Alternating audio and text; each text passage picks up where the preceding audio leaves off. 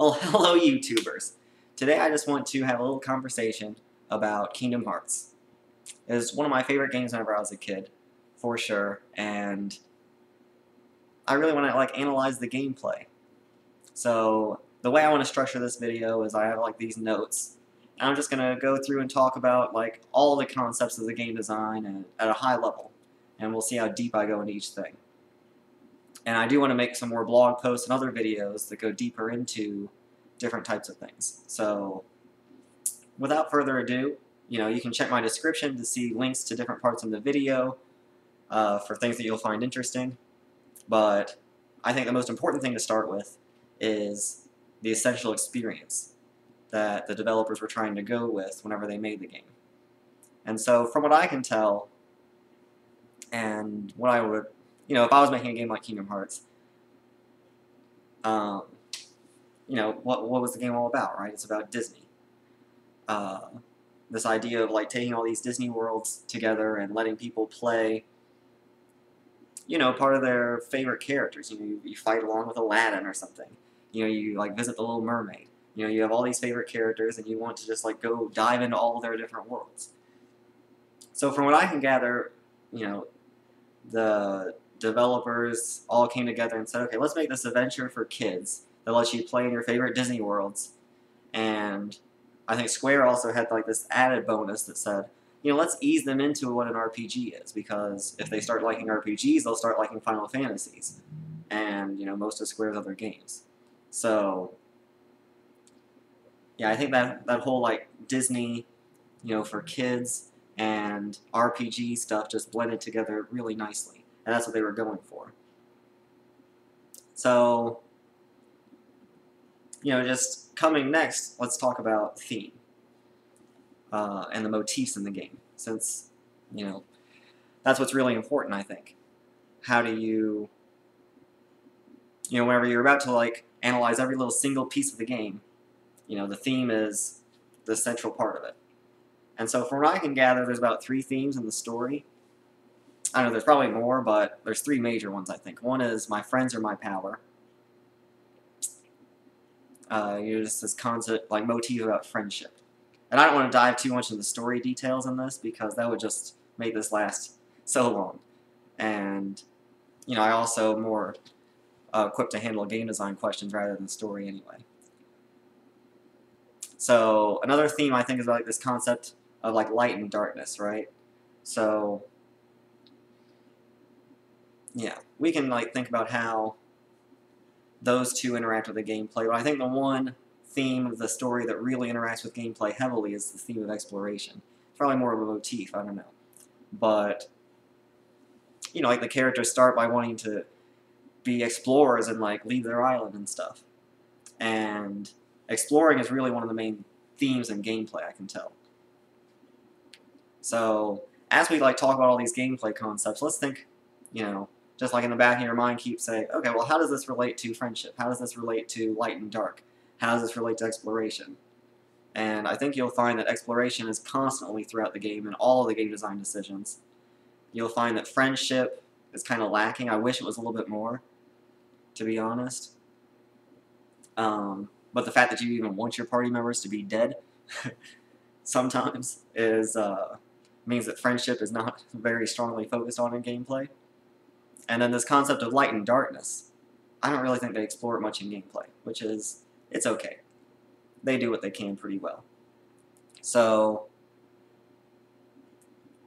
another thing, we should focus on is flow.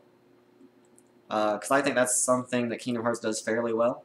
So flow is this concept of keeping players engaged in your game. If you're in a state of flow, you're just purely, you're in the zone. You're you just forget time passes, and everything just feels so much better, right? And one thing I'll be talking about in each of these little game design things is how that part of the game design impacts flow. So the key thing to keep in mind while we discuss this is that there's different types of players. I have a lot of blog posts around this. You know, you have like players who are at low skilled, and you have like these high skilled expert players, and then even above that, you really have like speedrunners and stuff who really know the game inside and out. And you really want to, well, I don't know, it's your choice, but if you're making a game, you want to design for a broader audience, I believe. So you want to cater to low skilled players and high skilled players, which, yeah. And I think Kingdom Hearts does a decent job, but it really favors the low skilled players end because, well, it's for kids, right? And that's what they were focusing on. So, you know, they made the game probably in like 2 or 3 years, and they were like, well, we could focus on the high skilled end, but this is really about kids, and so let's really get the low skilled players really invested in the game. And so I think you'll see that a lot of their design decisions were focused on that, and they kind of neglected high skilled players a bit, but there's still some room there, mainly in the non-linear gameplay and some interesting decisions you could make in battle, even if it doesn't encourage you to. Okay, so let's move on, and let's just start talking like at the big picture. What is Kingdom Hearts as you like go through the gameplay? You know, so basically after Traverse Town, Part 1, you start going to these different Disney worlds, and the game lets you choose which path you want to go to first. You know, just you can go to Wonderland, or you can go to the Coliseum. That's the first choice you can make in the high-level gameplay. So this is really how like the quests are set up. You know, you have these like 30-minute to hour-long quests, which are the Disney worlds. You do like 2 or 3 of them, and then you come back to this like main story segment, and then you go to more Disney worlds, and then they like come back together too. And there's this concept of non-linearity, and you can really see it if you just look at this graph that I made for all of the choices you can make, I guess, throughout the game. And yeah, you know, one thing that's interesting is there's always little side quests you can do. You know, from Traverse Town, like going to the Coliseum is optional, and you know, you don't know it's optional yet, maybe, but really all you need to do is Wonderland and Deep Jungle to continue. And so this whole concept of, okay, let's put some optional stuff in there, let's put some mandatory stuff in there, and let's let them just explore and have fun with it, right? And just, boom. You know, I love that. So, you know, like especially, you know, compared a little bit to Final Fantasy X. It's a very, like, linear RPG, like the main story. I love it, you know. You can tell. But, you know, it's a very linear RPG, and it serves its story well. Like, imagine if you could visit the temples in any different order. It just would harm the main story. Kingdom Hearts is lucky because the Disney worlds are so segmented that it makes sense that you can do them out of order. So they just had to balance the gameplay around that. So,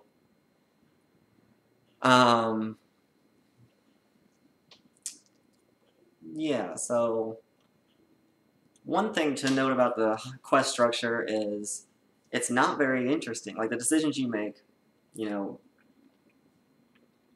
which world to go to. The only information new players have when deciding that is the difficulty rating on the world. You know, so you go to Wonderland, you see, okay, it's 1 star, or I can go to this other dot, which you don't know it's Wonderland or Coliseum yet. That's 2 stars. And so if you're feeling confident about the game, you might go on to the Coliseum. But if you're feeling like, you're just going to go on to the 1-star difficulty, which I imagine most people probably would. So I think what's really interesting is that as you go back through the game, you know, if you play it multiple times, you can make different decisions, and it kind of like changes the order that you do things. And there are a lot of interesting decisions you can make if you know the rewards, which, you know, in order to have an interesting decision in a game, you have to know the risk and rewards associated with it.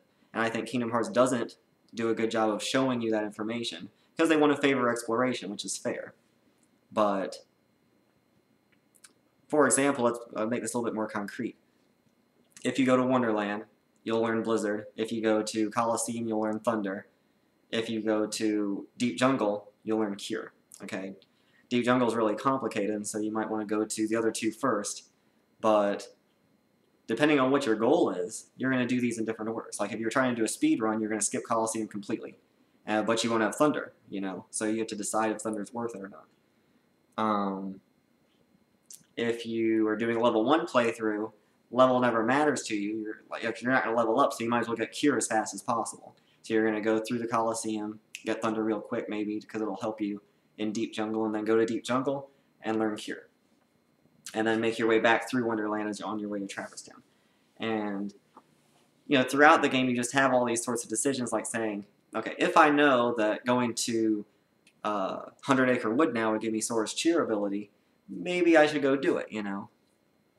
You know, for new players and also, like, less seasoned players, you're not going to know where everything is. And so you don't really have those interesting decisions. So what I would kind of like to see is, I don't know, at least knowing, like, what some of the cup rewards are. You know, so you have these tournaments in the Olympus Coliseum, and, you know, you just do the Fill Cup, and then at the end you get Gravity. Wouldn't it be nice to know that Gravity was going to be the reward first? Like, you might be encouraged to do it more. You know, ooh, a new spell. I want to learn a new spell. Let's do this Fill Cup. Instead, they just say, ooh, there's some reward. Meanwhile, the reward for Pegasus Cup is just a new Keyblade, I think. Actually, I don't even know if it's that. Oh, no, it's Strike Raid. You know, yeah. Anyway, I might have a whole other post or something devoted to this topic because I think it is interesting. So let's move on to level design. Yeah. So if we like dive into one of these worlds, we notice that they're kind of small, especially for nowadays standards. Like back then, you could kind of fudge it a little bit, but nowadays they're definitely small. But I think they're pretty intricate. Like, they're definitely exploration focused. And if you compare it to Kingdom Hearts 2, you can really tell that here there's a lot of platforming. There's a lot of puzzles you can do. They're like simple puzzles maybe, or confusing, but they're little puzzles. And, you know, in Kingdom Hearts 2 they said, is this really worth having? Probably not. We'll just focus more on attacking and battle system instead, and we'll just make it easier to just travel through the worlds. And, you know, there's trade-offs with both approaches, but I do kind of favor, no, I definitely favor Kingdom Hearts 1's worlds better, just because it's nice to have that little platforming section, even if the platforming mechanics suck. It's nice to be able to explore the worlds and say, oh, how am I going to reach that chest? You know, maybe I'll come back later whenever I have high jump. You know, you won't know that, but it's nice that, okay, later I'll learn glide, and you can just go back to all the different worlds and say, ah, whoo, whoo, whoo, go back and glide, you know, get everything. And the little puzzles they have, like I think, you know, just like throwing potions at the flowers in Wonderland, or using a boo in the dark chamber in the Cave of Wonders. These little puzzles, they like break up the gameplay a little bit, and it definitely affects flow. So, you know, in order to prevent boredom, one thing you can do is add different types of gameplay. And I think, you know, they were concerned about, well, I don't know how they felt, but here's one way to look at it. They have this battle system, which we'll talk about, that is pretty simple to master. Or not master, it's pretty simple to defeat every boss. And so, like, it's a pretty easy game, really, unless you choose to make it more complicated yourself. And that's on purpose, it's for kids. And so, what they did was, well, I mean, if it gets too easy for people, they're going to get bored, and they're just going to quit. So we can't do that. And so instead what we'll do is we'll add different types of gameplay to it. We'll add platforming challenges, we'll add puzzles to break up the monotony and keep you, like, going between different activities, which will make you less bored. And that's, you know, flow management 101. What it means is that it's harder to design the game because, or it's harder to develop the game because you have so many different things to develop, right? They have platforming, they have puzzles, they have a battle system, they have the progression system, they have the gummy ship missions. There's like so many different games, and mini games too, within the whole game. So they have to develop all this stuff, and it takes resources and time. Whereas if they just focused on the battle system like they did in Kingdom Hearts 2, it would be more cohesive and probably deeper. But I'm fine with what they did here.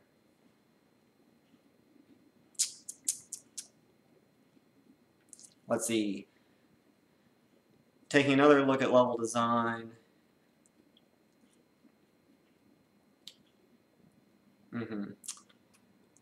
Like if you actually look at the level design of like Traverse Town, you see, okay, you have like 3 main areas. Your safe area, first district. Then you go into the second district, which is your like exploration area.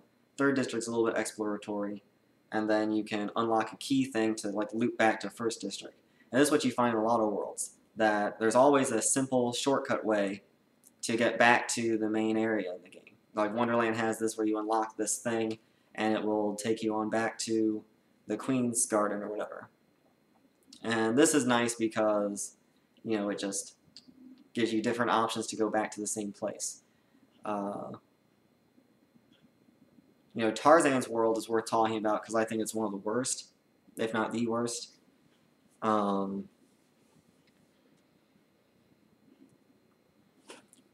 Like, there's this concept, I don't know how the world's really laid out, but you can imagine it as being that there's this low area, and then there's this high area. There's this, like, this tree that you climb up, maybe, and, you know, you're constantly going from the cliffs down here in the camp, which is, like, your central hub, I feel like, and then you go up through these vines areas, and then up to the tree, and then the tree house at the top.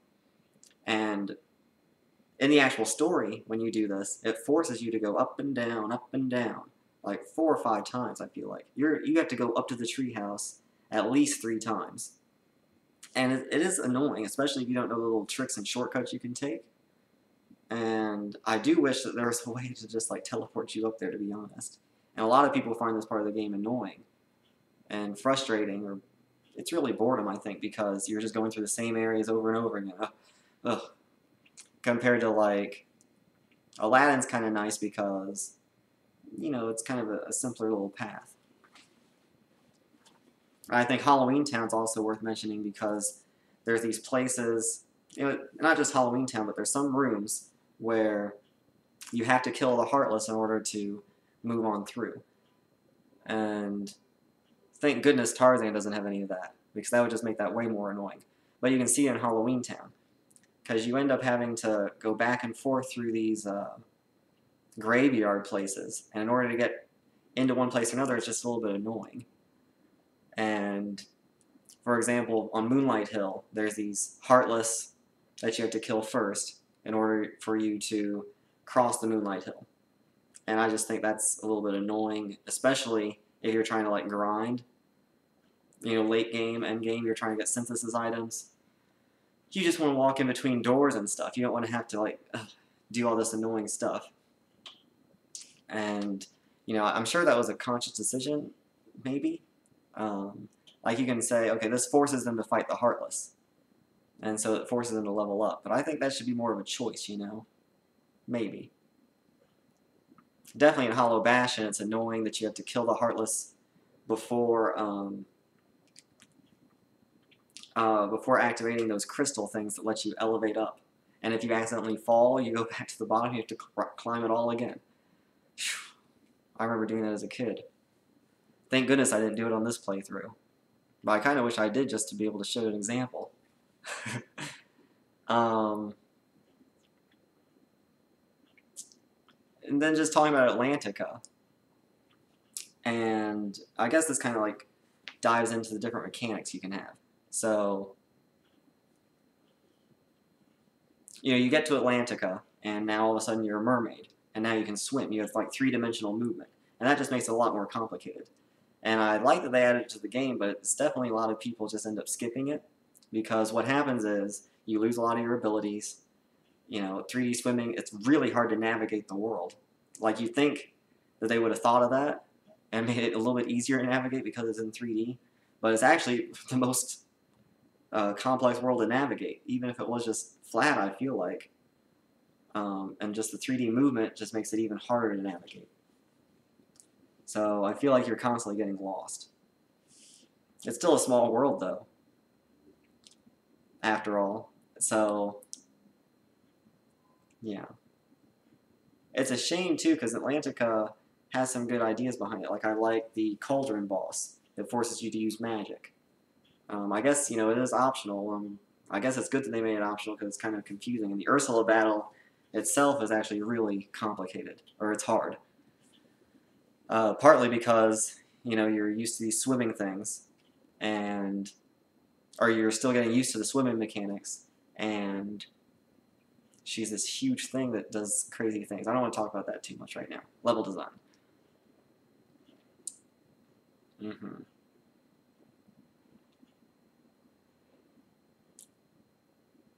Yeah. So, talking about the core mechanics, I guess. Yeah, let's talk about core mechanics. So you have movement. You know, movement just feels a little bit clunky in this game. And, you know, you're trying to like jump on platforms and stuff, and you're constantly like having problems missing and stuff a little bit. You get better, especially as you get high jump and glide. It makes it feel easier, feel nicer. But it's still a little bit clunky, especially when you compare it to later games. But, you know, it is one of the first 3D action RPGs, so you have to give it a little bit of credit. And especially in the original, when you couldn't move the camera. Whew. So the remasters actually, it helped a lot. What else do we got? We got shared abilities. I like that you go through the game and you unlock high jump and you unlock glide and eventually super glide. And having these are nice because they just open up new possibilities with you. I do kind of wish... I don't know what I was going to say. But, yeah, I like the concept of learning high jump and then going back to place and say, oh, now I can reach this. It gives you another opportunity to give flow. You know, if you're a low-skill player and you are getting stuck, well, I guess I can just go back to Wonderland and have some fun for a minute and high jump into different places. Or I just learned glide. Let me go back to Agrabah to see where I can glide to. You know, I remember seeing a chest there. Now I can use it. And this gives you an opportunity to level up a bit. And by the time you get back to that challenge you were at, you're a little bit stronger, and now you can make it. And that's the same thing with like the side quests in general. That it's nice to have like things like the Fill Cup and going back to different worlds, just so you can get a little bit more powerful. Another thing to talk about real quick is trinities. Yeah, you learn different trinities throughout the game. So there's 5 different levels. There's blue, red, green, yellow, and white. And you learn them all throughout the main story, except for yellow. You learn that as in a side quest. So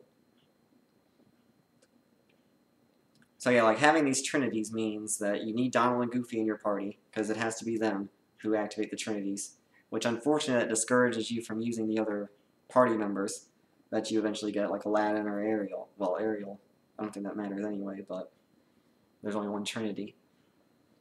But I think that's a silly decision. I think anyone should be able to do the trinity, but whatever.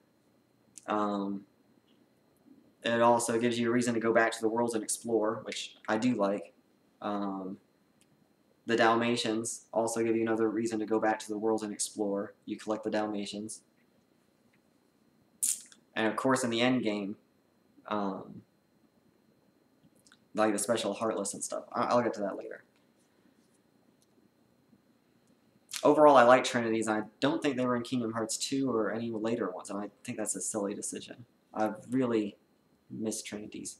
But I kind of forget if they were in Kingdom Hearts 2 or not. I just don't remember them.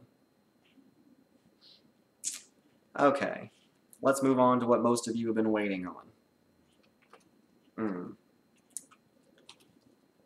Battle system. I have a lot to say about the battle system.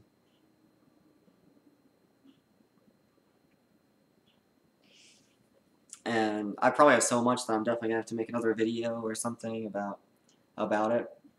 So let's just talk about where they came from with this. It's obvious that their goal was, okay, the game must be simple to beat. Like you're a kid, this is your first RPG, so you're probably not used to thinking strategically. You might have played other games, like Mario's or something, so you might be good at playing action-y stuff. This could even be your first game. And so, you know, you got to, you know, like wean them in. And so it's clear that they said, okay, let's make it more action based than RPG based. Like they could have made it turn based, right? Why didn't they? I think they wanted to use platforming elements in it, and they wanted to have that real time feel, and it just is more fun in a real time thing. I don't know. I don't know. I've never thought about that idea. Why didn't they make it turn based like the Final Fantasies? But I think it was a good decision not to, because the battle system is great. And definitely throughout the series it just gets better. Well, at least Kingdom Hearts 2 is really good. So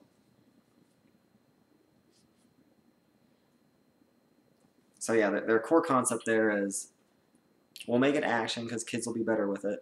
We'll try to add some RPG elements so that people get used to like strategically thinking. And I think that's their idea. And throughout all the bosses in the main story, you can pretty much just attack to win.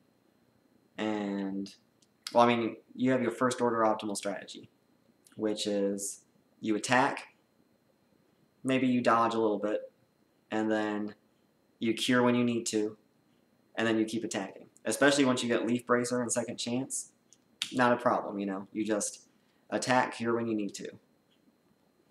Attack, cure when you need to. And especially since attacking increases your MP, it's pretty hard to get into a situation where you don't have enough MP for cure. And so this makes it so that your first order optimal strategy is attacking.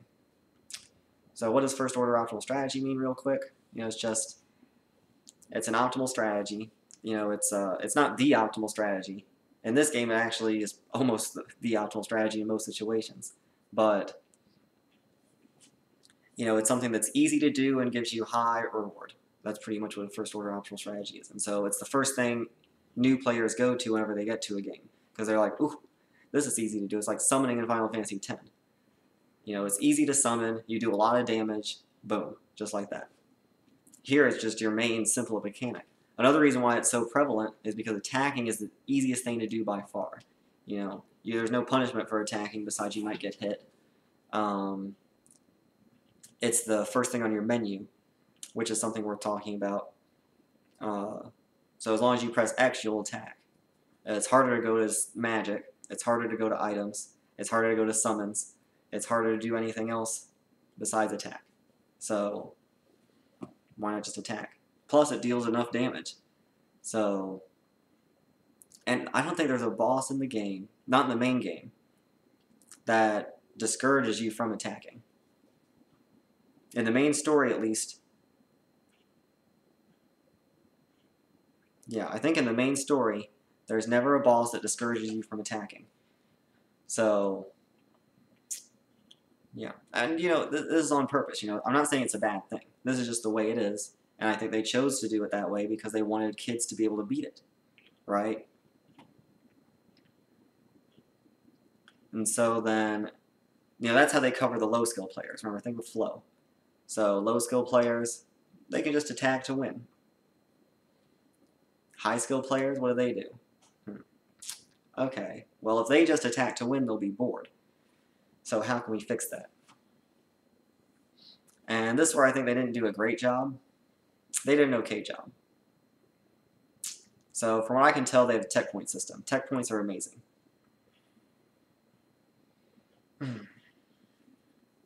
Tech points. Okay, so basically if you parry an attack, or you do something special, it's usually given when you parry an attack. You get this extra tech point. It's an EXP boost, and it's just incredible. So what happens here is, early on you learn to use tech points, like in the Tidus battle. And you're like, ooh, like they make it really easy to get tech points in the battles with the 3 kids on Destiny Islands. And this is on purpose. You know, they want to teach you that parrying is something you can do and it's something you should go to. And so high skill players are going to find these tech points and they're just like, ooh, I got bonus experience for getting tech points, let me get more. You know, and so this gives them an extra goal in their mind. Okay, so a normal player has a goal of, I just need to defeat the enemy, you know. Having tech points says, ah, there's another goal in my head now. I want to get extra experience, so I'll parry more often. And so this is nice because it encourages you to use guard instead of dodge roll. It encourages you to, play a little bit riskier because parrying is harder than dodge rolling away or staying away or just avoiding attacks, Parrying is harder, so it encourages you to play riskier, and you get a little reward from it. You might have a question of, is it too much reward? I think it's not, because they don't give you enough experience, especially as you get later in the game. Tech points aren't even enough. But, you could say that tech points are too much positive feedback. So, let's say I'm good at getting tech points. I'm going to get more experience. That's going to make the game easier for me. But if I'm good at using tech points, I'm probably better at the game anyway. But now I just made the game easier for me. So you do have this concern of the game getting too easy. But, tech points don't really give you that much EXP, so I think it's okay. And plus, they reward you on skill, like on a specific type of skill, parrying usually. So, that's something that is worth getting. You get better at that, and EXP doesn't really contribute you parrying more, it just makes you a little bit stronger and stuff. So, yeah. So, yeah, that's one way that they encourage high skill players to mix up their gameplay a little bit. What's another thing they do? I mean, they do have a bunch of other systems. They have magic, they have summoning, they have limits. I think that's what they call them, like Ars Arcanum. They have items. They have other party members. So there are other things you can do. I just think the game doesn't encourage you to do those things. So, in fact, sometimes you're punished for using magic. And I hate this, because you should be encouraged for using magic, I think, most of the time. Every boss should encourage you to use magic a little bit, because no one really wants to use magic. I don't know if that's really true, but in my experience, I don't think people really want to use magic that much, and they're definitely not encouraged to. It drains their MP, which means that they can't use Cure if they run out of MP. Which, I mean, honestly, that's an interesting decision. But what it does lead to is saying, is magic really worth it? Probably not, so I'm just not going to do it. But yeah, like things like Trickmaster and Hook, if you cast fire on them, they get stronger, or they do something that harms you. And what a shame too that Trickmaster, the second big boss in the game, punishes you for using fire. You just learned it. This is your chance to use it, and now you try to use it and you get punished for it. Why would I ever use magic again, right? Bad decision. I would have rather had them give you a tech point for using fire, actually.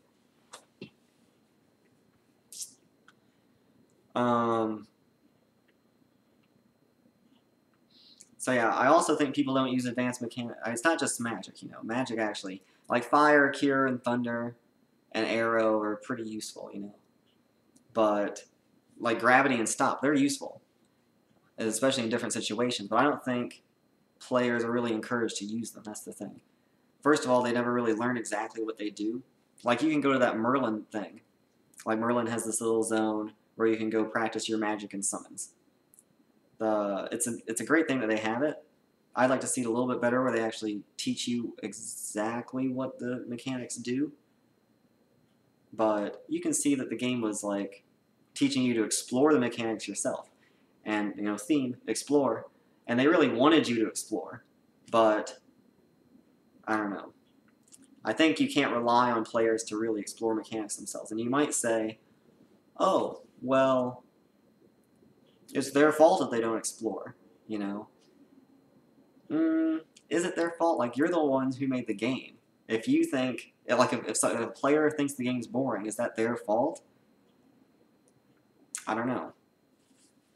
And yeah, I can definitely see people saying Kingdom Hearts is boring. It's a hack and slash game. I can see people saying that. Is it true? It's not true.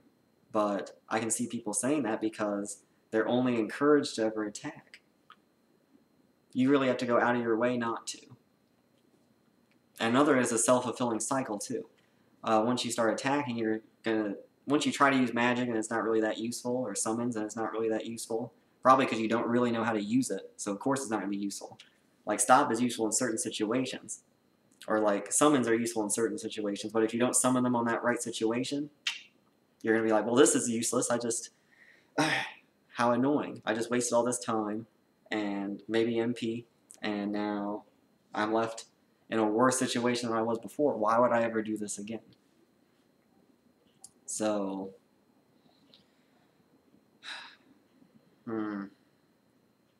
so yeah, I can't blame people for thinking that it's a hack and slash game, because you can just hack and slash your way.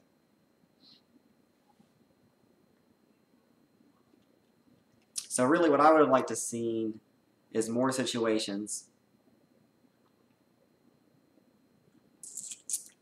No, like I think it's a good thing that they made the main story have, your hack and slash to win, as you could say. Like I think that's a good thing because it's for the low skill players.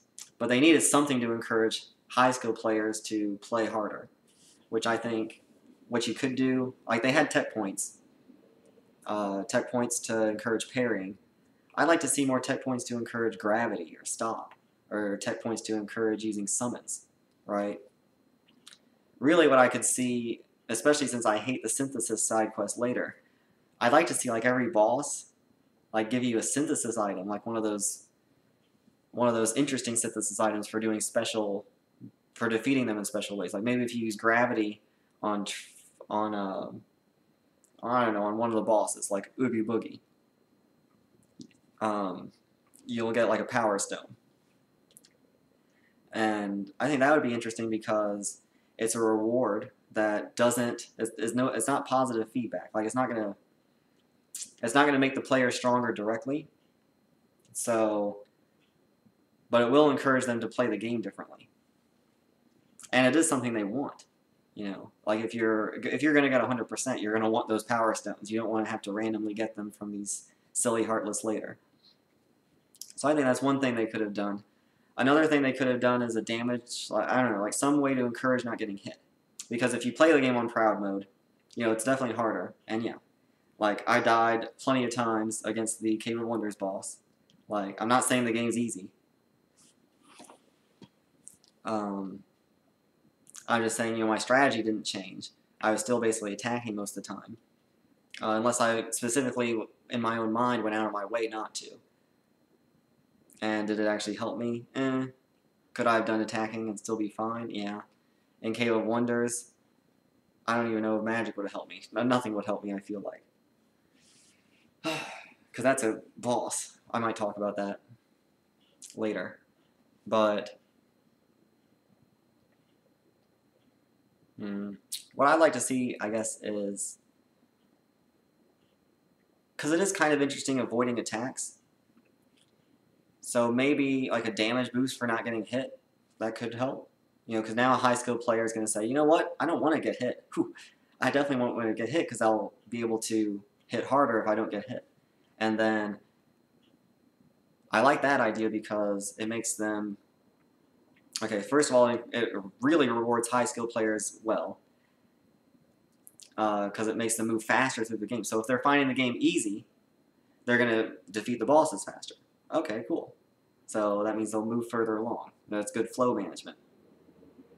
Like, the last thing you want to be is a high skill player that finds a battle easy, but it takes 20 minutes. You don't want to be in a 20-minute battle if you think it's easy. It's boring. And that's exactly like if you want to keep someone in flow, don't do that to them.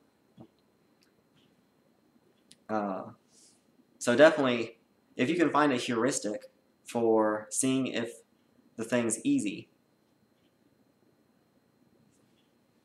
Oh yeah, this is actually a good point. If you can find a heuristic for your game being easy for a player, then that's great. And here, a heuristic would be they're not getting hit. So if you don't get hit, then doing something like changing the boss strategy, like that could be one thing. You could change the boss's actions. You could make the boss harder. If they're not getting hit, you could make the boss try different things. Now that's really complicated, right? Because now for every boss you have to do a bunch of different things, and it's really hard to develop that. So you know, it's good in theory, but in practice, it's time-consuming to develop. And I can see why they wouldn't do something like that. In fact, most games don't do that. You know, probably for that reason, you know. So then another alternative would be, okay, well, can we find something in the battle mechanic that would make it harder already? And you're like, I can't think of anything off the top of my head right now, but that would be punishment anyway. You don't want to punish people for not getting hit. I'd rather reward people for not getting hit, right? Then it's reinforcing their behavior, so they're going to want to dodge more often. And yeah, I think a damage boost would be great because it also says, okay, if I know that they think the game's easy, let's get them out of it faster. You know, it's typical flow control. Exactly. Like in a Mario game, for example, you can go faster through the level if you're a high-skilled player. And that makes it harder because you're going faster. You can't anticipate things as much. Same thing here. Okay.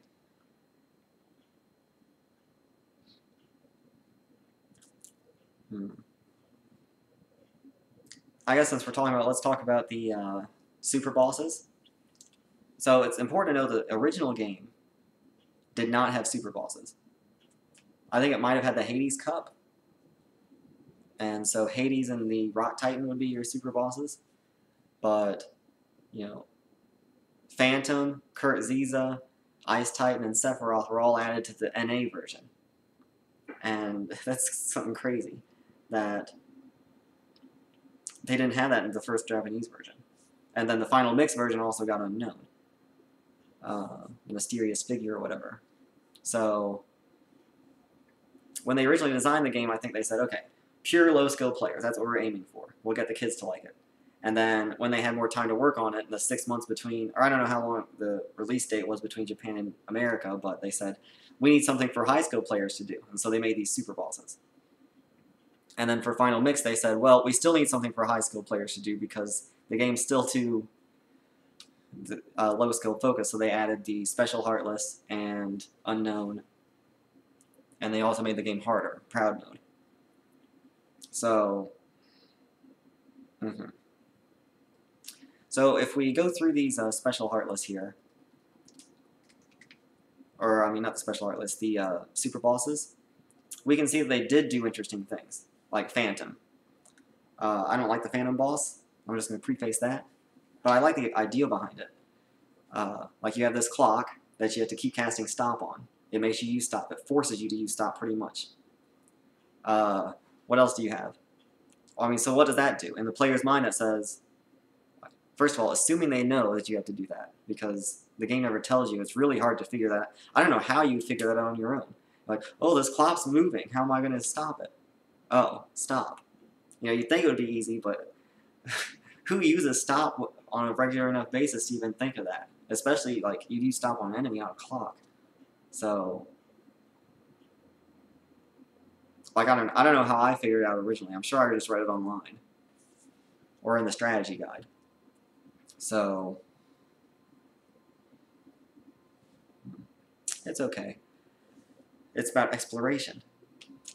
So then what else do you have in the Phantom Battle? You have to attack with magic. So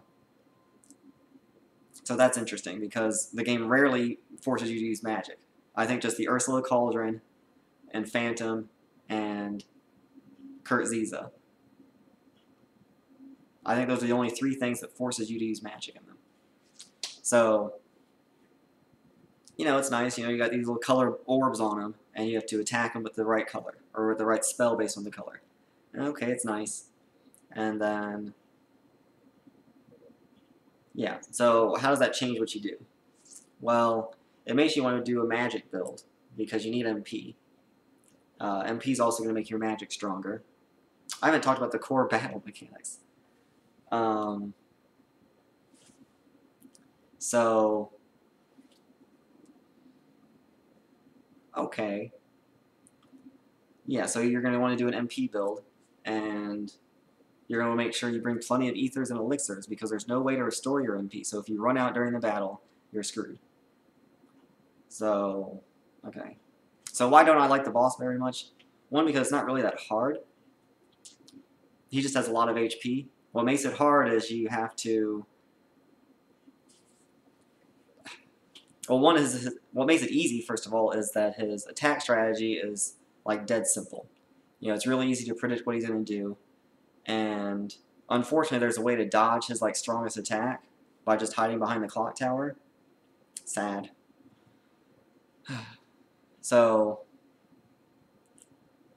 you know, it's hard to get killed by him. Another thing that makes it bad is that if you run out of MP, you just can't kill him. It's you won't die. I mean, you will die eventually because you can't stop the clock, but you're pretty much just in this limbo state where there's no other way to attack him, and you just have to wait to die or reset, you know. And you should never make that happen. It's an easy way to get a player out of flow. That's why in the Kurt Ziza boss, when you have to use magic, they give you these MP orbs. That's nice, you know, because there's no way you could run out of MP. Still, like, bringing items is good because, you know, you could restore it faster, but at least you get MP. Yeah, so that's Phantom. I might talk deeper about this, you know, because I am interested in it. Kurt Ziza is my favorite boss in the game. One, because it changes your goals for the... it does something special. It breaks your first order optimal strategy that you've been used to for most of the game, like since you learned Cure, right? Attack and then Cure when you need to, because it takes away your ability to use magic. It casts silence on you. Great thing. And so that requires you to think differently. You think, okay, how am I going to cure? What are you going to do? Well, use items, but now I don't have Leap Bracer anymore. So I have to go back to how I used to play the game, which was all safe before I Leaf Bracer. And, you know, items take a little bit, I don't know, they take a little bit longer than Cure. You could use Tinkerbell. You know, that's a good use of Tinkerbell there too, because she'll just keep curing you and revive you if you die. That's useful. But again, you know, you're probably not going to know that's what she does. You know, unless you... Again, I don't know how you would know that she does that. I really wish they had a way to teach you what the summons did in a safe environment. Not a safe environment, but or an environment that required you to use them in their proper way. Like, I'd like to see a Coliseum tournament or something that you can only use magic or summons. That'd be cool.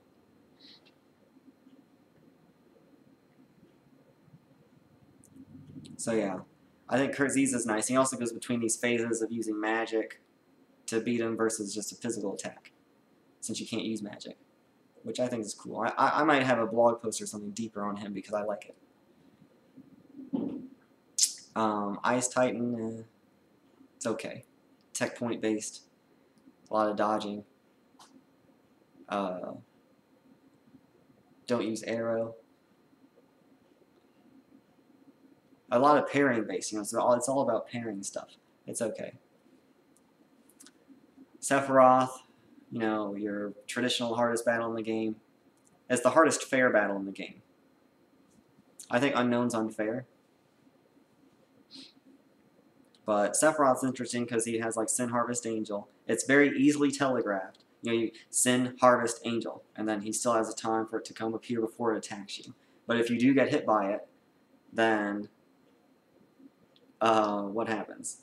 You lose, your HP goes down to 1, which means your second chance is going to work anyway.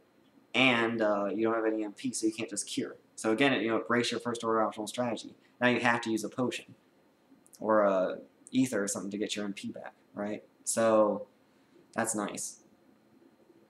And again, you know, it's easily it's very heavily telegraphed, so you can avoid it if you're good. You know, if you hear Sin Harvest, you have to rush over there and attack him quick, you know, which also makes it dangerous. It makes it scary. It's nice, and he moves quick. It's a good boss, you know. It's a good boss, and it's very like traditional battle based, rather than Kurt Ziza more like it forces you to think a little bit differently. Sephiroth's more your traditional boss. Unknown, I think Unknown is a little bit unfair, and you can see because, I don't know, maybe I'm wrong, but I've heard somewhere that no one's ever done a no damage run of Unknown. And I think that's unfortunate. Like, that proves that the boss is too unfair. Because someone should be able to have enough skill to beat him without taking damage. I also don't like his skill that completely just jumbles up the menu. One is it's never happened in the game before in an easy environment, so you never learn to do that kind of stuff. And so here in the hardest battle in the game, it does this whole thing. You don't know what to do. You don't know what to do. You're just like, oh, and you're just like, let me just press something and hope it works. And I got lucky, and it worked. I don't even know what the mechanic is, you know. I don't know what it is. I was just able to do it, and I was like, I hope that never happens again. And then I beat him, because my level was a little bit too high. Which I think is another thing about these super bosses. It's sad. You don't know what level you're supposed to fight them with. So if you fight them too low, you might as well just give up. Unless you're like really, really skilled. Or if you fight them too high, it's going to be like dead easy. And so you're going to think, well, that was the super boss? You know, it's sad. You know, like fighting Sephiroth at level 100 is not hard. Especially if you're prepared for Sin Harvest Angel and stuff. It's pretty intense if you fight him at level like 60 or so. I think 70 is probably a good level. Same thing with Unknown. Alright, 65 to 70, that's where you want to fight him. Whereas Phantom and Kurt Ziza would probably be dead simple at 70, 80. And it's sad too, because like fighting Kurt Ziza around level 50 to 60 is probably a good level, I think, because it really forces you to, you don't have enough HP to survive his attacks without curing, so you have to use potions there. So I would have liked to know a way to know when to fight them. I went into that like for a long time. Okay. Let's talk about the really core battle mechanics. Okay, so you can attack. Okay, attacking is your core thing to do. You're going to do it a lot. And, you know, basically you have these combos you can perform. If you hit an enemy, then your next attack is part of the combo, and then you have a finisher. That's your base thing. You can also jump up and use an air combo. Air combos are faster. And also, they reset as soon as you touch the ground, so that makes it even faster. And so you'll see speedrunners use air combos all the time. Ground combos are easier to do. You know, it's a good core decision, actually. Ground combos, easy to do, but they're kind of slow. Air combos, harder to do, but they're faster, and they, yeah. So, it's a little decision you can make. Then you can add combo pluses onto that and extend the length. Then they have like special types of like combo starters or finishers. And yeah, I love sliding dash, for example. You just slide into the enemy and boom. You know, it really feels fun. It feels like you get this momentum. I love sliding dash. Great ability. Then you have like these finishers that just change the way your finisher works, and it does different types of things. And so it's nice being able to say, okay, well, which finisher do I want to equip? Or which starter do I want to equip? You know, that's a good little decision. We talked about tech points. Well, I guess another thing that's big in the battle system is just moving around. You know, because it's action-based, you can move around, and you know, moving is very useful. You dodge enemy attacks, you can like avoid them and like learn their patterns first before you go in for the kill, and that's nice. The dodge roll is a great feature. Like playing the game without dodge roll would be a challenge. So, yeah. What else do we got? Is there, like, yeah, we talked about pairing. So, I think that's mostly the physical stuff. So then we get into magic. Okay, so now it's a good time to talk about the menu. So at the bottom of the screen, right, you have this menu, and it's like, okay, you want to attack, Do you want to use magic? Do you want to use items? Or do you want to use summons? In the original, the bottom would change out between summons or limits, and yeah. So the thing is, in order to use the menu, you have to use the directional pad. So this is, like, the menu is classic Kingdom Hearts, you know, it's very important. But I think they could use a better, it could be better designed. Because what it does is, you know, you're using a controller, right, and the D-pad here is right with the same thumb as your analog stick. So what does that mean? In order to use the D-pad comfortably, you can't move while you use it. Okay, so that means you got rid of one of the best things you can do, right? Which is move around and dodge attacks. Okay, so then one thing you can do, you see speedrunners do, is like this. You use your pointer finger, like press up and down on it, which, okay. Yeah, I mean, the fact that you have to do that's crazy. Like, I don't know, I kind of like to see these get used for it, maybe, you know? Because then you can still move, you can still dodge roll. Well, you also can't dodge roll while you're on the menu. At least when you're, like, in the magic menu, if you press circle, you can't dodge roll. Because it'll just go back to the previous screen. And so, yeah. You know, I like it. It's okay, you know, it's definitely classic Kingdom Hearts. I can't imagine the game without it. But I feel like it could be a little bit better designed. One thing they did add was the shortcut menu, which is great. Without the shortcut menu, you would never use magic, I think. So you hold L1, and now you can press, what is it, triangle, circle, or square, I think. In Kingdom Hearts 2, they added X as well. Or no, they added, I don't know which button. I think circle, yeah. So you can still dodge roll while you're, or what is circle? No, dodge roll square. Okay, I don't know exactly the buttons, I guess. Circle is jump. Oh, you can't jump while you're in the menu, because you'll cancel. Yeah, so...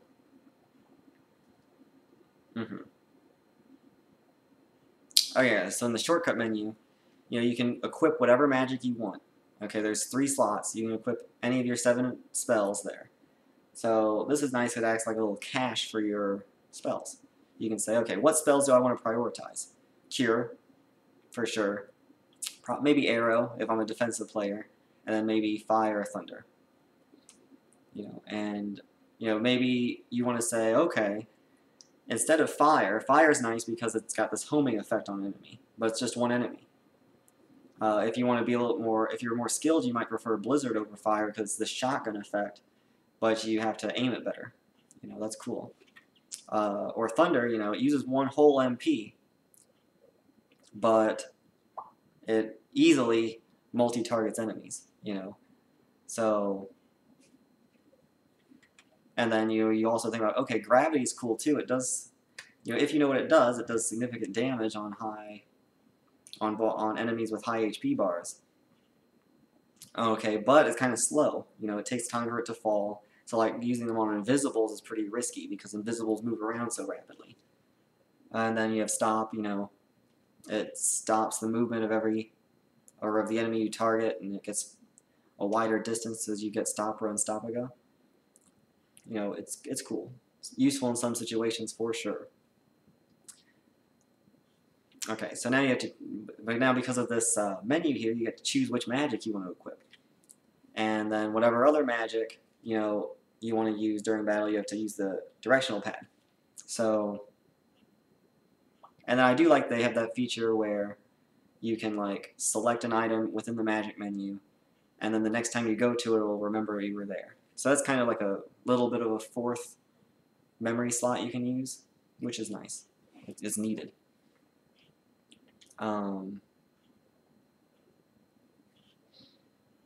That's another thing that makes not having Cure in the Kurziza boss hard. Because in order to heal now, you have to use items. And items you have to use the directional pad in order to get to. In Kingdom Hearts 1, you can't equip an item to the customized thing. In Kingdom Hearts 2, they added it, so they recognized that it could be a useful feature. But... But it really discourages the use of items because going down, pressing this twice, you know, it's like, oh, it's intense. And it seems like it's intense in an unfair way, I think, because the player knows what they want to do. They're like, I want to use a potion, but it takes them a while to actually perform it. Like ideally, you want, as soon as a player thinks what they want to do, you want it to be done in the game. Give them fast feedback. Anyway, talking about Magic some more, MP is worth talking about.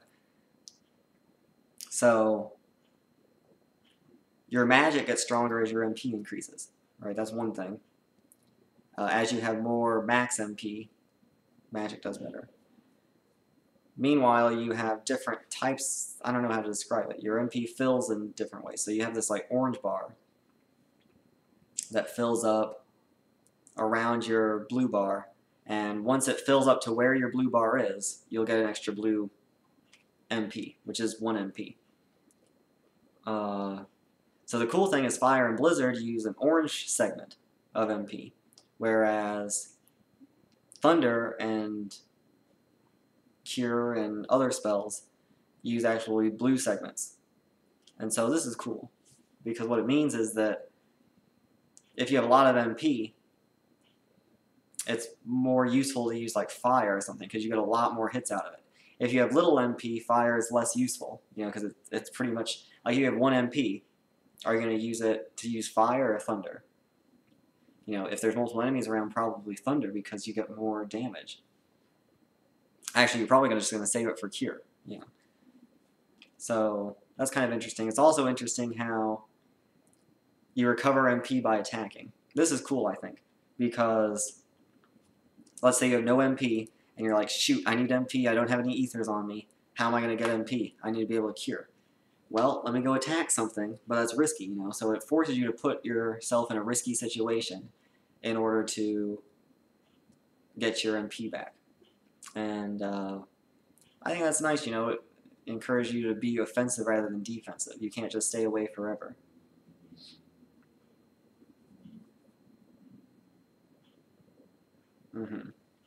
So then, let's see, you got summons. Summons are generally useless, or at least I don't think people are going to see their uses. You do have certain situations where they could be useful. Like, I did use Simba in Proud mode to destroy some things. And, you see people using, like, the damage storage trick with EXP 0, where they'll, like, land a combo on an enemy and then cast Genie or Mushu and do tons of damage. And that's how, like, speedrunners beat Maleficent and the final boss, just by doing that strategy. Very nice.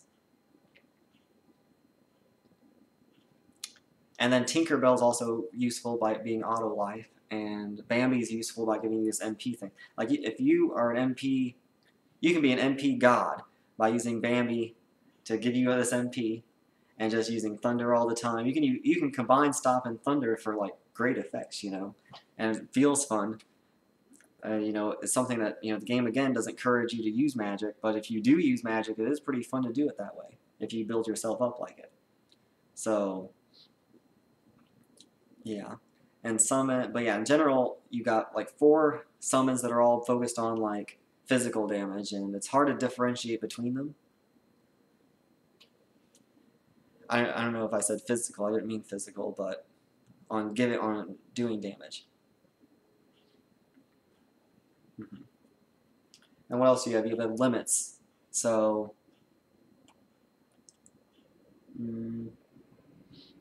yeah, you learn like Sonic Blade, which is a limit. And in the remaster, what happens is, it's more like Kingdom Hearts 2, where at certain times, you can press triangle to activate limits.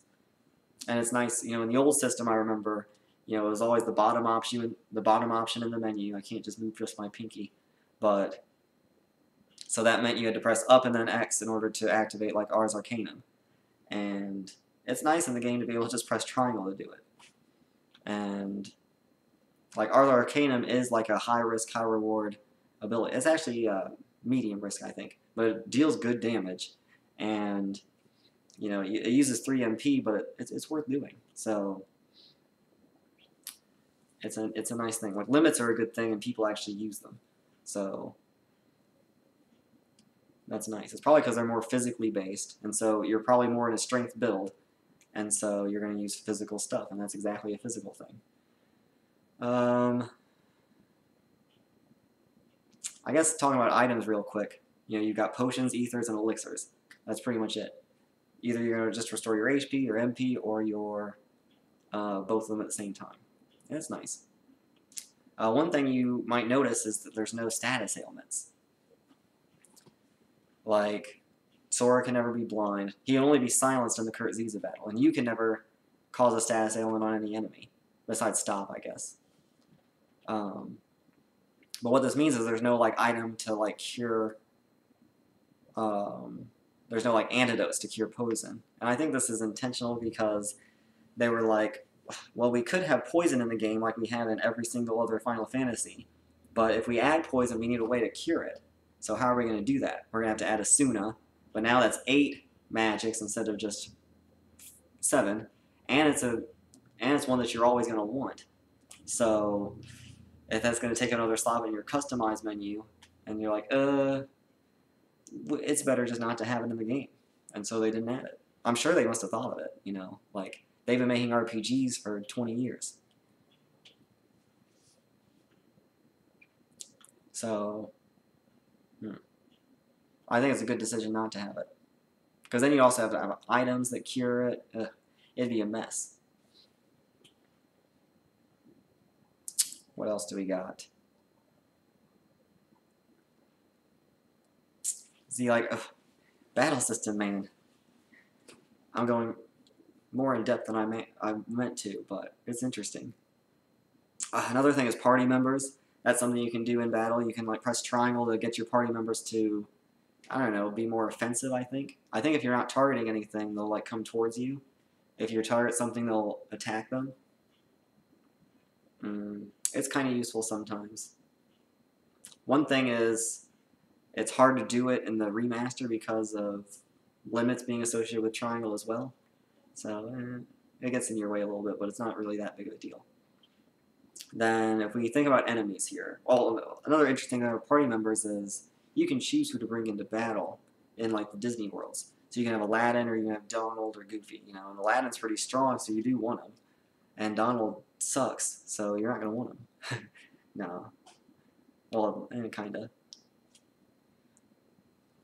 But I guess for the Trinities, you still want Donald and Goofy. Overall, though, I tend not to switch out party members. Either way is good. Because like Sora is like so useful here that like the other party members they're usually dead. Goofy's useful in the end game because he has MP gift and he'll just keep your MP full, which is nice, or at least he'll keep it not empty, which is nice.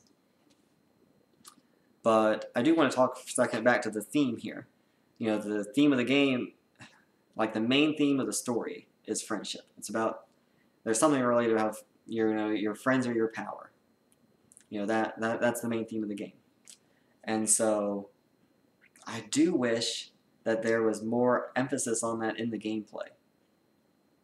To be honest, in fact, if anything, my friends get in the way in the gameplay. You know, like Donald and Goofy are sometimes annoying. Like in the Oogie Boogie battle, I don't want them to be in the same zone as me whenever I fight him because they're going to be in the way. I don't want them to be in the way.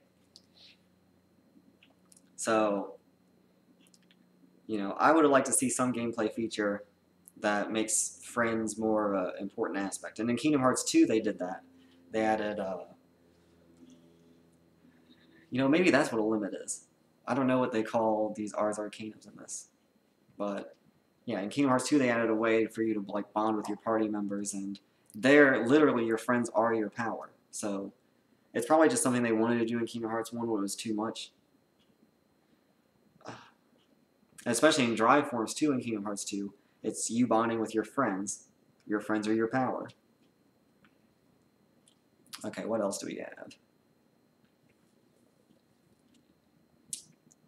Okay. I think that's pretty much all I want to say about the battle system for now. So let's move on to character progression. So, one of my favorite things in the game, right? The starting choices. I could talk a lot about this, but I'm not going to talk too much. So, at the beginning of the game, you can choose between the staff, the shield, and the sword. Okay, and each one of them give you different, there's different reasons why you would want each. What they do is they change what abilities you learn, and they change your starting stats. So, if you want a perfect game, well, first of all, I want to say these are interesting decisions. If you know what you're doing, as Kingdom Hearts is, since the game does hide a lot of information from you, this is one of those places where it hides pretty much everything. Like, you can guess what the sword, shield, and staff do, but the game doesn't tell you. They say, well, new players don't need to know anyway, it's just going to make it too confusing. And high skill players are going to look it up online, well, in a strategy guide or something, and they'll learn what it does, and they'll come back and play it again, and they'll know what to do. So they expect you to explore yourself in order to figure out what to do. And for new players, they just think, it doesn't matter much. So, but if you know what you're doing, it is interesting. Let's say you want to have a perfect game, which means, you need as much MP as possible. The only way to get 18 MP in the game is to pick the staff at the beginning. There's no other way. Which means that if you want perfect stats, you've got to choose the staff. Okay, that's nice. What's the drawbacks? Well, you don't learn Second Chance until level 90, and Leaf Bracer, I don't know, Leaf Bracer you learn earlier, but still, if you want to like survive anything useful, if you're playing on Proud mode and you just want a normal game, choose the shield, right?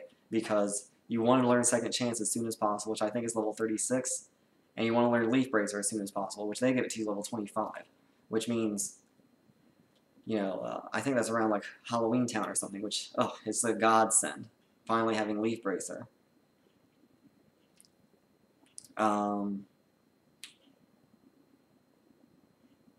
So yeah, and then the sword, if you want to learn things like counterattack or sliding dash early, like, it is fun playing with the sword. I think it is the worst of the three choices personally, but the nice thing is you can choose whatever you want. I think if you're a speedrunner, you're probably going to choose the sword because it's going to give you that more extra oomph in your battles. If you're a level 1 player, you're probably going to choose the staff because you want that extra MP, because they give you an extra MP from the start, and you'll never level up, so you'll never learn any abilities anyway. So that MP is just such a huge boost that you need. If you're a 100%er, or if you're trying to get the Platinum Trophy, choosing the shield, I don't know. The point is, based on what your goal is, you're going to want to choose a different thing, and I think that's amazing. That's exactly what you want out of something. The only catch is, if you're a new player, it's a very confusing decision, or you don't know what you're choosing, you don't know how much impact it has. But I guess if you don't know how much impact it has, maybe it's not so bad. I would recommend any new player to just pick the shield if you're playing on normal or proud, probably. But, it's really not that big of a deal. And you can kind of guess what they do. Am I going to choose strength, or am I going to choose magic, or am I going to choose a shield? And in order to make it so that they actually gave you that information, you still wouldn't have any idea if you were a new player anyway. So you can imagine a world where this wasn't a permanent decision, maybe. Maybe you could, like, go back and change it late game. That would be cool. But it would change everything too much. I don't know if it's worth it. I think it's kind of fine the way it is. Then the other choice you can make is whether or not to level up fast early on or fast later on. And this is an interesting choice, but not as interesting. I think a speedrunner is going to want to choose Dawn, I think. Because, like, if you're skilled at the game and speedrunning, you're going to want to choose Dawn because you level up fast, which will give you more attack power early on in the game. And that's, it'll just get you through the game faster in general. But I think that's the only time when you'd want to choose Dawn. The rest you'd want to choose Dead of the Night, which means around level 40, which is like Hollow Bastion, you know. Like, it's not too, like, you will reach level 40, unless you're a level 1 player. You will reach level 40 in the game, and at level 40, if you chose Dead of the Night, you'll now be higher level than if you choose any of the other options. So basically that means you need less experience total in order to beat the game, in order to get higher levels. So like definitely in my beginner playthrough, I was playing for Unchanging Armor and Speedster and Never Die, right? So I chose the sword at the beginning because I was like, I want to just do it. And then I chose Dawn because I was like, let's do this because I'm doing a speed run. I thought that'd be good. I've regretted it, you know. I wished I would have chose the Dead of the Night because I would have leveled up faster in the end, which it was useful. But anyway, that doesn't matter so much. That's just what you can do. I like that they have the choice. It's a good choice. But again, you know, the game, I don't know, the game kind of gives you this, your journey will be tough at the beginning, but it'll get easier in the end. And they kind of tell you what it means, but I still wish they would just be really explicit about it. But, you know, what they do is they make it simple for kids, you know. And honestly, the choice doesn't matter that much. So if you have to look it up online what it means, go ahead. Okay, so that's your permanent decision. That's the only permanent thing that happens in the game. Everything else, I don't know about that. That's a strong statement, right? But character progression-wise, everything else can be changed. So one thing to talk about is the AP system.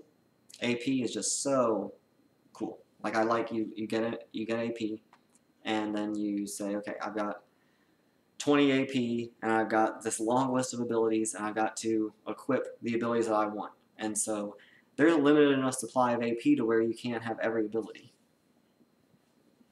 So you really have to think about which ones you want, which ones you don't. And I was constantly having good decisions based on that.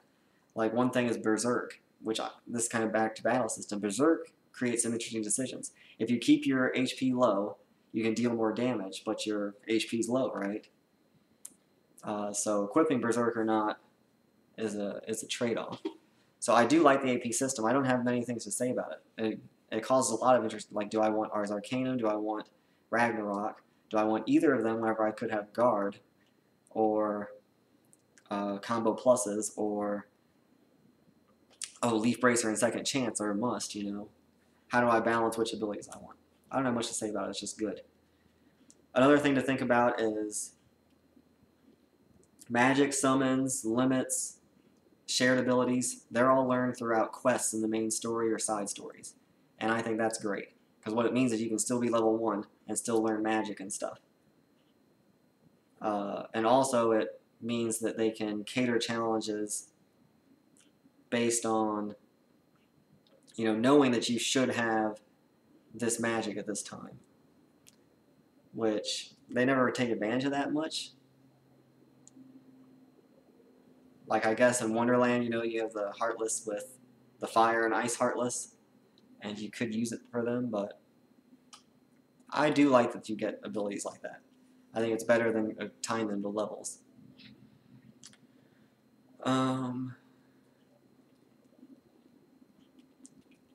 Another thing is equipment. So your stats, you know, you just have 2 basic stats. While you have HP, MP, and Strength.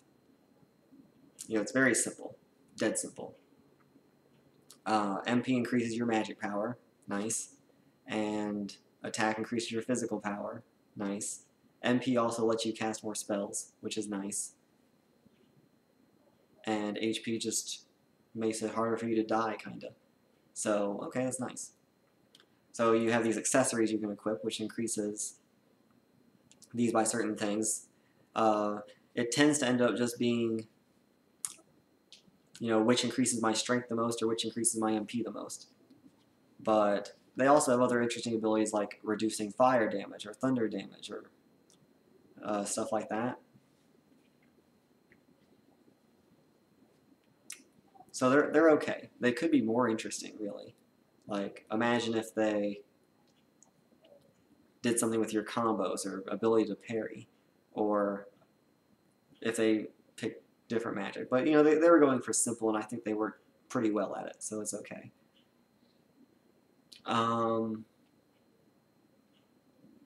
Keyblades, though, is interesting, too. And Keyblades have these passive abilities that they kind of weirdly describe. It's like they say, okay, it's capable of dealing a stream of critical blows. What? How long is the string, and how often does this happen?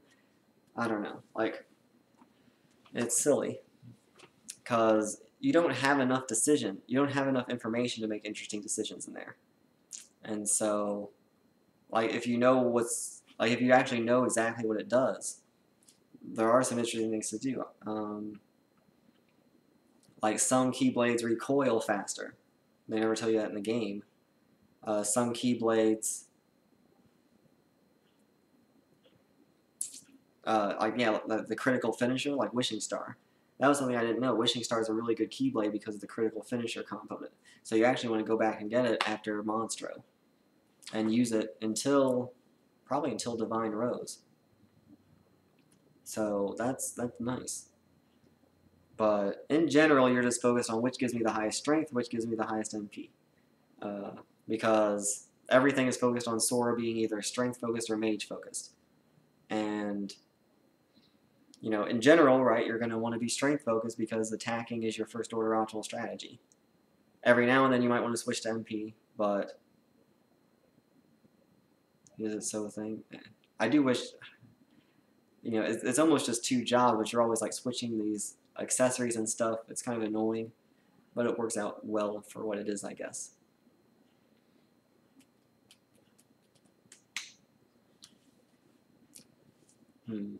And so yeah, you get more Keyblades as you go through the story, or you complete certain quests, right? I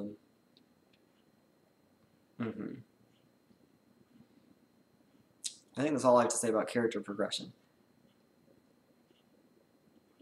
Like, you also level up. Every level you learn a different, or you earn a different stat bonus or new ability. Yeah, that's character progression. We'll call that good. Okay, there's just one more thing I want to talk about, which is the endgame. So,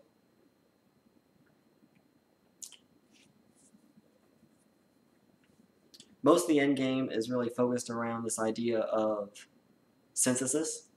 So, I don't know what your real goal is in endgame.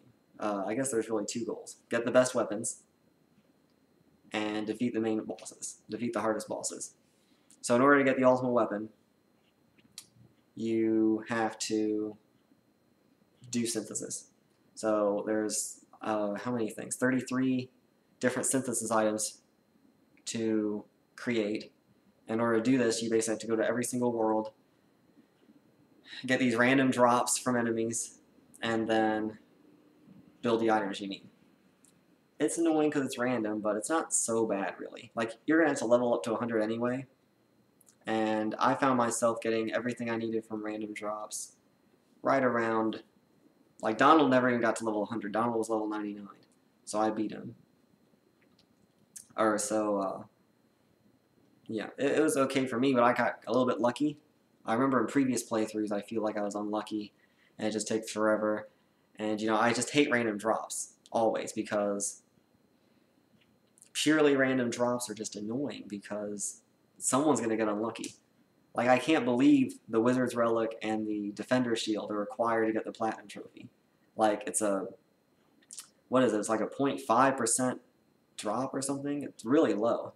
I think it's 0.2% drop, which means 1 in 500. So if you kill 500 wizards, you might get a Wizard's Relic. You have a chance. I mean, that's not how probability really works, but, you know, it's something like that, right? So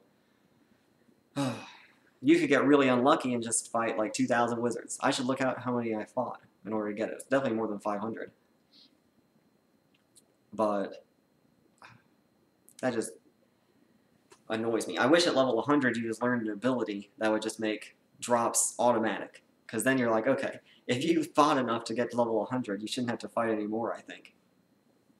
But then people would just accelerate to level 100 and then just go around and slaughter everything.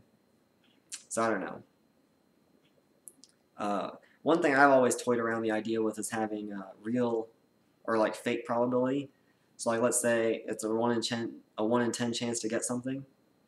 Let's say I think after 10 times you should get it no matter what, because someone's gonna get unlucky and just never get it, and you don't want that to ever happen to anybody. That's like easy way to get bored, right? Get them out of flow. Now they're done playing. You don't want them to stop. So yeah, that's how I feel about that. What is good though is the special Heartless. So in every world there's at least one special Heartless, and you have to do something special in order to kill them. Like they change up the goals of the game. It's not just to reduce their HP. Like in one of them you have to do like a follow them around puzzle. In one of them you have to kill them without being hit or without being seen, which is interesting. One of them you have to try to deal as many hits as possible on them while it's stopped. So what I like about the special Heartless is that each one makes you think a little bit on how you're going to solve it. And they require different strategies in order to do that. It really makes you use magic or something. Or, I mean, I don't know, it depends on which one it is. So that's good. Another thing is that the better you do at it, the more likely you are to get the reward, which you need their like synthesis items. That's what they drop. So that's a good thing. You know, as I was complaining about the pure random drops, these aren't pure random anymore. So like if you're skilled, you will have a better chance of getting the item. And I think that's good. Anything that gives you a pure 100% chance of getting the item is like golden in my book, because that means that, okay, perfect. I just have to do, I don't have to do this any more than 7 times as long as I'm good. And I like that. What I don't like about the special Heartless is that without a guide online or something, I don't know how you would figure out how to kill them. Like some of them are just, okay, like the ghost in Monstro. Okay, I have to throw a potion at him in order to damage him. Otherwise he's immune. How would you figure that out? I don't know. I guess it's a zombie.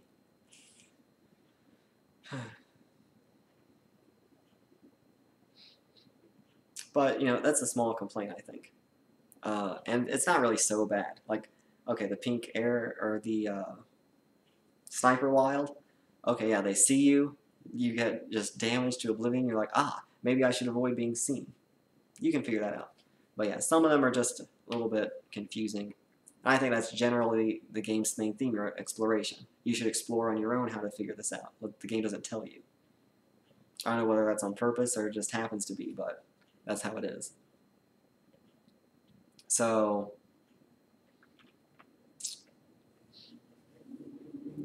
I don't know, another part about Endgame is side quests in general. You know, there's not many NPCs in Kingdom Hearts, and I think that's interesting. You know, and like nowadays, people would complain. So like Kingdom Hearts 3 is going to have NPCs, but you know, for Kingdom Hearts 1, you know, it makes sense why they didn't have it. You know, every single world would have to have their own unique style of NPCs. It's just crazy art, crazy art. And so, like look in Final Fantasy 12, there's tons of NPCs, but a lot of them are reused throughout the game, right? That's because they can be. Every place is pretty similar enough to where you can see the same types of people living in every place. You know, you can't have NPCs in Atlantica, you know, be in Halloween Town, right? Every place would have to have its own stylized NPCs, and that is just a huge burden. So in Kingdom Hearts 3, you know, they spent 6 years. Hopefully it's easier to do that type of stuff. Hopefully they have more NPCs. Why? Well, that's a good question. Thank you. because I think NPCs are useful at giving you hints in the game. That's one reason, like gameplay hints. You know, like maybe they could use NPCs to say, oh, you know what? Tinkerbell does this. Or, you know, oh man, I saw, you know, Stop being useful in this situation. You know, I know, that kind of stuff is useful. Another thing is world building, of course. I mean, everyone understands that.